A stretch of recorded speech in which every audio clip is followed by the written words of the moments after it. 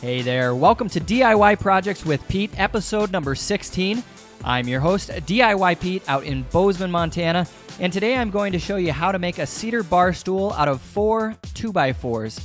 In this video, I'll walk you through the process of cutting the lumber, drilling pocket holes, assembling the frame, attaching the boards for the seat, and sealing the wood. Please check out episode 15, part 1 and 2 to learn how to make a matching cedar bar with a concrete top for your patio.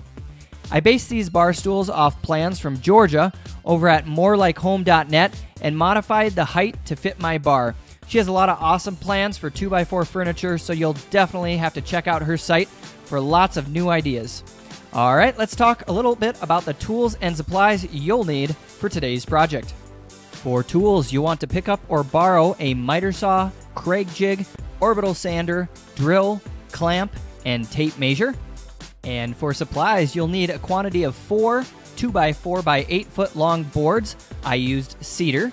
You'll need 2.5-inch Kreg screws, 2.5-inch wood screws, 100 grit sandpaper, spar, urethane, and a brush, and wood glue. For links to Georgia's plans, for project photos, and more information, head to DIYPete.com/barstool. And before we get started, I'd like to thank Quikrete and Minwax for their support for DIY Projects with Pete. The first step is to cut your 2x4s down to size using a miter saw. I was able to make these bar stools out of 21 pieces cut to size.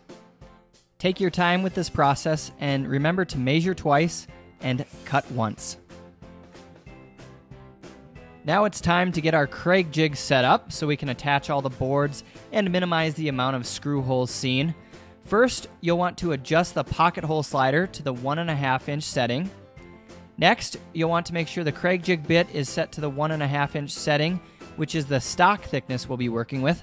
And for this adjustment, place the bit in the slot on the Kreg Jig and adjust the stop collar using an Allen wrench until the bit is at the 1.5-inch setting. Those are the two main adjustments to get your Kreg Jig all set up for this project. Then you can put your bit back in the drill, and we can make the final adjustment, which is just to get the clamp set so that it fits nice and tightly on the 2x4s you'll be working with. You can start by drilling 2 pocket holes in each of the boards that are used for the side and front of the chair. You can then remove the board and check out the 2 pocket holes you just drilled. Then you'll put it back in and do 2 more pocket holes on the other side. Simply push the drill bit in until it hits the stop collar and do 2 of them. That's pretty much all there is to it to creating the pocket holes for this project. So once you get that first board done, the rest are pretty much the exact same. So just go on through each shorter board that needs to have the holes and prep them for assembly. After the pocket holes are all drilled, it's a good idea to sand each piece, and I'll use an orbital sander with 100 grit for this process. You can get the edges, and then you can go over the pocket holes. This is going to help minimize the chance of getting splinters, and it's going to make a nicer finish for your wood chair. It's also a good idea to sand the boards that will be used for the legs and also for the seat chairs. Next, we can lay out the boards for the back of the chair. I started by putting the shorter board flush with the top of the legs, and then I measured 5.5 inches down for where the second board will go. Then I measured from the bottom 6 inches up and put a board there. After that, I measured 28.5 inches up, and that's where the middle board top will go. I attached each board using 2 Kreg Jig screws on each side. Use the 2.5-inch Kreg Jig screws with the blue coating. Those work great for outdoor furniture. I'd also recommend using an exterior grade wood glue when attaching the boards. This is going to help solidify things. And I didn't show it in every step here simply because I wanted to speed up the process of the table build for the video. And feel free to use clamps if you need help holding some of the boards together throughout the process of building the chair. Now we'll begin assembling the front portion of our chairs. The front legs that I did for my project are 28.5 inches long. And you'll take one of the smaller boards and attach it flush with the top of the leg. And then you'll want to measure 6 inches up from the bottom, and that's where you'll put your lower board. Attach each board using those 2.5-inch exterior grade Kreg screws. Next, take your measurements so we can attach the sides of the chair, which are going to connect the front and the back. Attach using those 2.5-inch Kreg screws. This top one is going to go at 28.5 inches up. Now we can attach the front portion flush with the top of the side board. You'll use the 2.5-inch Kreg screws for this as well. Sometimes you might have to hold that drill at a little bit more of an angle than what you're used to, just because that space is a little bit small to get into. You can also use a smaller drill or a smaller bit. That might help as well. Rotate the chair and then attach the other side. Use the 2.5-inch Kreg screws as well. And if you need a clamp to help secure it when you're attaching things, go ahead and attach it at that time. Then attach the two remaining side boards 6 inches up from the bottom of the legs. Use glue for this process and then use the 2.5-inch Kreg screws.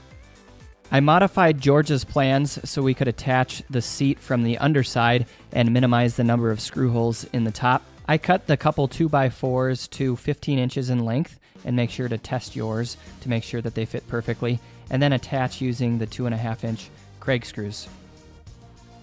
I ran a bead of glue along the top frame of the chair before adding the seat boards. I used exterior grade wood glue for this process, and then I began attaching the 5 2x4s to the seat frame. I started with the outer one, which is 14.5 inches. The 3 center ones are 16 inches, and then the last outer one is 14.5 inches as well. I spaced these as evenly as possible just by eyeballing them. Once the boards were spaced evenly, I allowed the glue to set. As soon as the glue was set, I flipped the chair upside down and attached the seat boards to those underside 2x4s using 2.5-inch wood screws. I'd recommend using 2 screws on each side of the seat boards to hold them into place. Now that the chair is assembled, I'd recommend taking it outside and sanding the entire piece using an orbital sander and 120 grit sandpaper.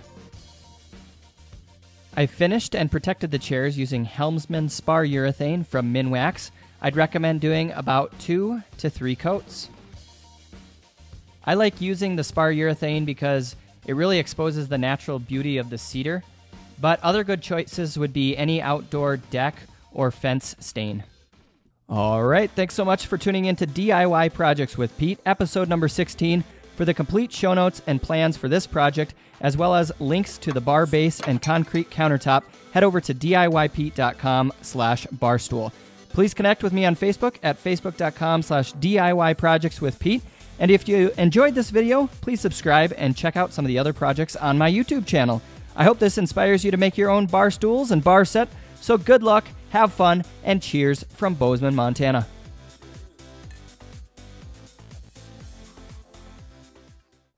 Don't forget to watch some of the other videos on my YouTube channel. Click on the left thumbnail to find out how you can make your own patio bar base, and on the right thumbnail to learn how to make a concrete top for your bar. Lastly, please subscribe. Cheers, guys.